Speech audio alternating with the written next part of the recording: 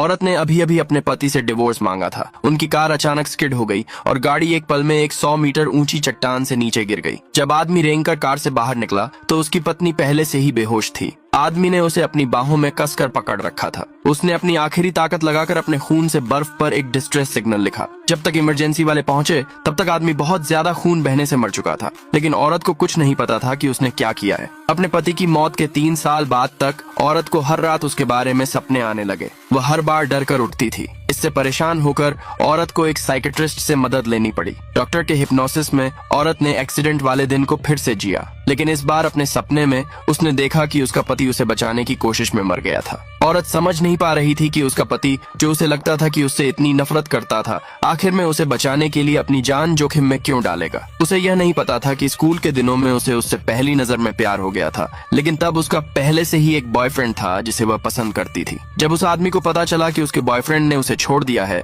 तो वह तुरंत उसके पास आ गया। बाद में दोनों ने शादी कर ली, लेकिन शादी के बाद आदमी अपने हाथों पर बदसूरत निशानों की वजह से खुद को कमतर महसूस करता था। उसने औरत को कभी अपने हाथ छूने नहीं दिए। हालांकि उसके बचने की वजह से औरत को गलती से लगा कि वह उससे नफरत करता है और इसलिए दोनों ने जिंदगी भर साथ रहने का मौका गंवा दिया। औरत दर्द से भर गई। जब वह फिर से उठी तो उसे यह देखकर झटका लगा कि वह अपने स्कूल के दिनों में वापस चली गई है। ये वही दिन था जब वह पहली बार अपने पति से मिली थी। उसी समय टीचर ने उस आदमी को एक नए ट्रांसफर स्टूडेंट के तौर पर मिलवाया और फिर औरत के बगल वाली खाली सीट की ओर इशारा किया। सभी क्लासमेट्स ने सोचा कि अमीर औरत गरीब ट्रांसफर स्टूडेंट को नीची नजर से देखेगी, लेकिन औरत ने जल्दी से अपने बगल की डेस्क खाली की और आदमी को अपने बगल में बैठने के लिए बुलाया। उसने तय किया कि इस जिंदगी में वह उसकी भरपाई करेगी। स्कूल के बाद औरत अपने अंकल की कार में बैठ गई। रास्ते में उसने देखा कि वह आदमी कस्टमर से बहस कर रहा था। पता चला कि कस्टमर ने अपने खाने के पैसे देने से मना कर दिया था और इसी वजह से उस आदमी से उसकी लड़ाई हो गई। कस्टमर ने उस आदमी पर गर्म पानी का बर्तन फेंक दिया।